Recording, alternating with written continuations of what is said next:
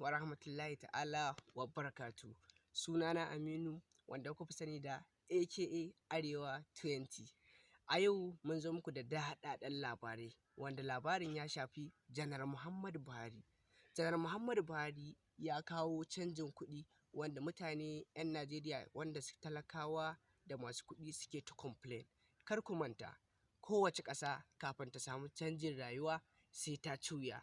Ku kalli Ghana nan suke zauwa da Ghana mazgo suna kalla suna menene, amma yanzu ku diba ku je Ghana ku gani, za ku gani ta ci gaba, komai nasu ya dawo. To don haka mutanen Najeriya ku yi haƙuri, Allah ya zaɓa muku wannan zaɓen da za a yi, Allah ya zaɓa muku mafi alkhairi, mafi inganci. Addu'an da za ku yi kenan. Kar ku manta, sunana Aminu Suleiman aka Arewa 20. In ka ji daɗin bidiyon nan, ka mun subscribing, ka mun liking saboda ina ji daɗin kawo muku daɗaɗɗen labarai na Janar Muhammadu Buhari da sauran